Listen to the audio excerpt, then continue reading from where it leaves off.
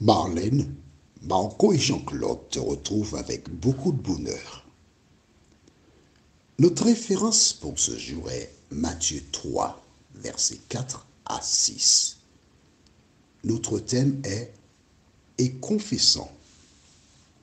Matthieu 3, et versets 4 à 6. Juste avant d'aborder ce thème,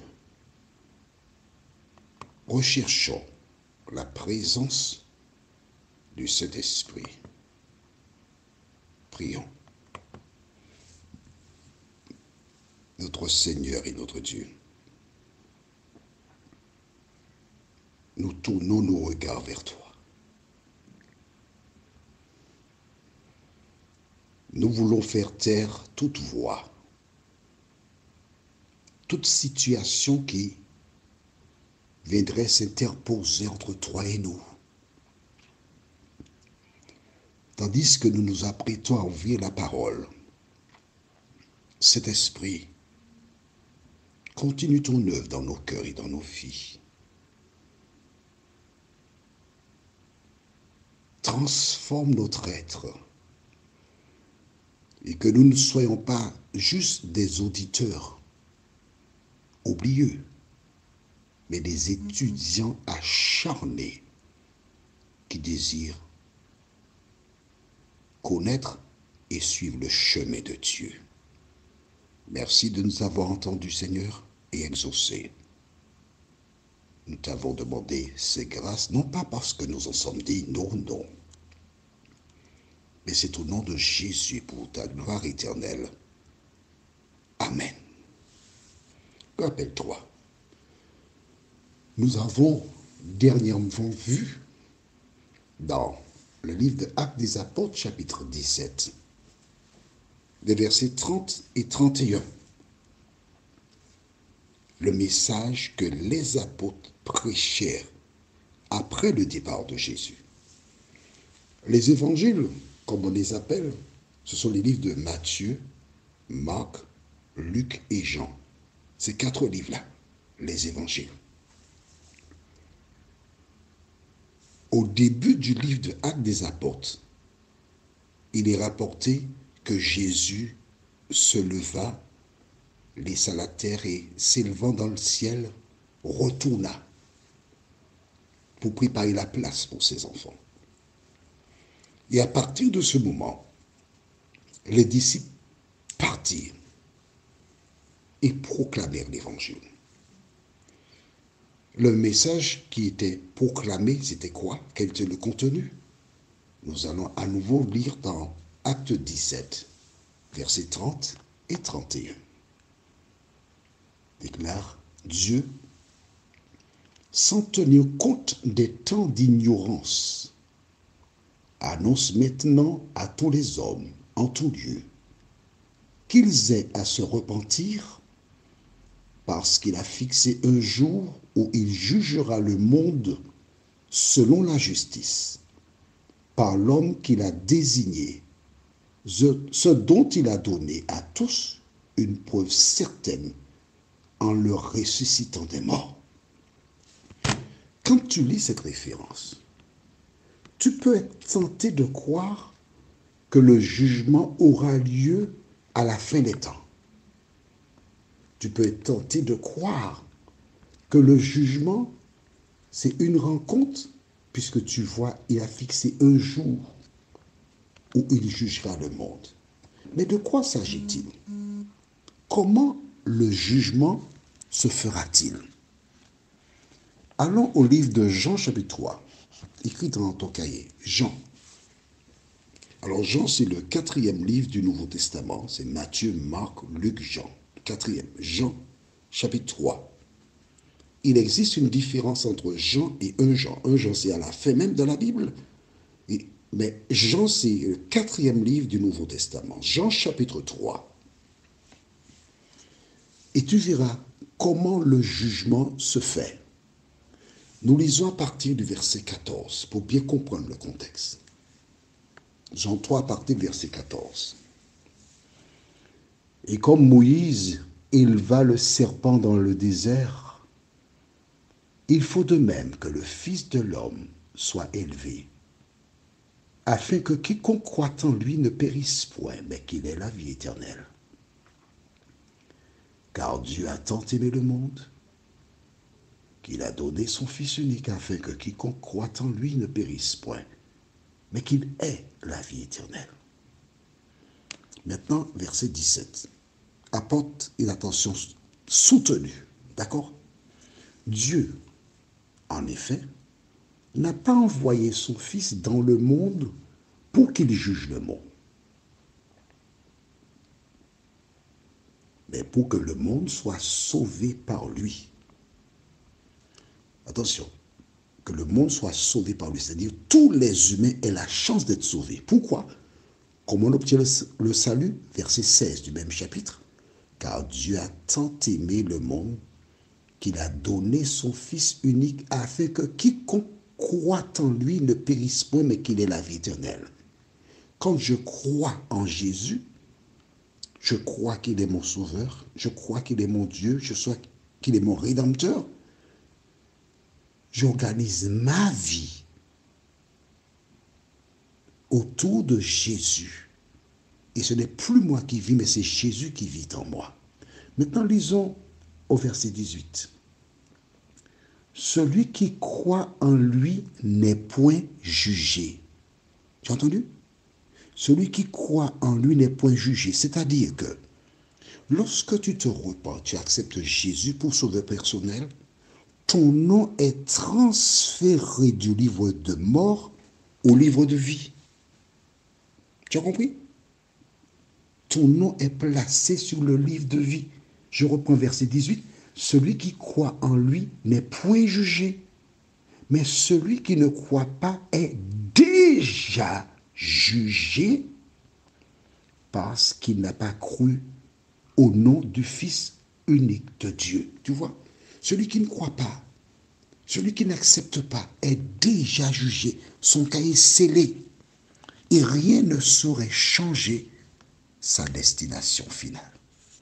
La référence du jour, c'est Matthieu 3, versets 4 à 6. Nous lisons. Jean avait un vêtement de poil de chameau et une ceinture de cuir autour des reins. Il se nourrissait de sauterelles et de miel sauvage. Les sauterelles, ce sont des oiseaux, hein, pas ce qui existe aux Antilles qu'on appelle sauterelles, des petits animaux qui sortent. Voilà. Les habitants de Jérusalem, de toute la Judée et de tout le pays des environs du Jourdain se rendaient auprès de lui. Et confessant leurs péchés, ils se faisaient baptiser par lui dans le fleuve du Jourdain. Que devons-nous retenir? Jean-Baptiste prêchait, repentez-vous. Les gens entendaient, ils comprenaient. Et qu'est-ce qui se passait? Ces personnes qui avaient entendu et compris, elles allaient en parler autour d'elles, à leurs proches, à leurs amis, à leurs connaissances. Et la Bible te dit que les habitants de Jérusalem, donc la ville de Jérusalem, de toute la Judée et de tout le pays des environs du Jourdain se rendaient auprès de lui. Pourquoi? Parce qu'elles avaient entendu, par l'intermédiaire de connaissances d'amis ou autres, qu'il y avait un homme qui invitait les gens à se repentir. Donc les gens affluaient. Et à leur arrivée, que faisaient ces personnes? Et confessant leurs péchés. Qu'est-ce que le péché? Rappelle-toi, 1 Jean 3, verset 4 déclare « Quiconque pêche transgresse la loi, et le péché est la transgression de la loi. » Donc on pourrait dire, et confessant leur transgression de la loi. Donc tu vois, il est important de confesser, reconnaître. Mais ce n'est pas suffisant de confesser, il faut aussi s'engager à ne pas recommencer. Et une fois qu'ils ont achevé cela, ils se faisaient baptiser par lui. Où ça? Dans le fleuve du Jourdain. il n'a pas été dit à côté du fleuve. Si on te dit dans le fleuve d'où vous venez, cela veut dire qu'ils sont entrés à l'intérieur du fleuve. Baptême veut dire, la définition c'est plonger, immerger. Plonger. Pourquoi? Je t'explique. Le baptême, c'est le début d'une ère nouvelle. Quand la personne entre dans l'eau, elle indique que je vais maintenant enterrer le vieil homme, la vieille femme. Et lorsqu'elle arrive, celui qui administre le baptême va plonger la personne dans l'eau. Elle sera plongée, donc son corps sera dans l'eau. À ce moment, l'eau devient une tombe où elle est enterrée. Et quand elle sort de l'eau, à ce moment, elle débute une nouvelle relation avec Jésus. Qu'est-ce que ça veut dire? Une nouvelle vie. La personne qui est entrée dans l'eau, elle injuriait copieusement. La personne qui sort de l'eau par la grâce de Dieu, je dis bien par la grâce de Dieu, n'injurie plus. Et si elle viendrait à injurier, tout ce qu'elle doit faire, c'est reconnaître qu'elle a mal agi, demander pardon à la personne, puis à Dieu, et réclamer l'aide du Saint-Esprit pour ne plus recommencer à injurier. C'est aussi simple que cela. Et c'est au fur et à mesure, comme j'ai eu l'occasion de t'expliquer, le bébé qui commence à marcher, cela prend du temps. Puis un moment, hop, c'est parti. Prions. Notre Seigneur et notre Dieu, merci pour la parole. Merci pour le bonheur de connaître la vérité. Merci pour la joie d'avoir nos noms inscrits dans le livre de vie. Permets que toutes celles et ceux qui entendent l'Évangile se rappellent qu'il faut d'abord se repentir de ses péchés. Il est donc important que chacun sache qu'est-ce que le péché. Car tout péché non confessé ferme la porte du salut. Il faut cesser tous les péchés et trouver la paix auprès de l'Éternel. Seigneur, merci pour la parole. Merci de continuer de nous éclairer. Merci de nous aider à lire pour nous-mêmes et nous laisser conduire par le Saint-Esprit, nous t'en prions. Au nom de Jésus et pour ta gloire éternelle. Amen.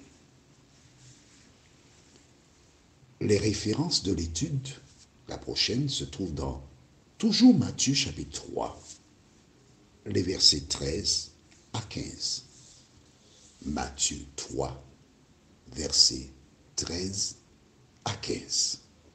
Le thème c'est « C'est moi qui ». C'est moi qui. C'est moi qui quoi? C'est ce que tu découvriras lors de notre prochaine causerie. En attendant, continue à relire les versets dans un esprit de prière et le Seigneur scellera sa parole dans ton cœur. Que l'Éternel continue de te faire du bien et il me tarde de te retrouver.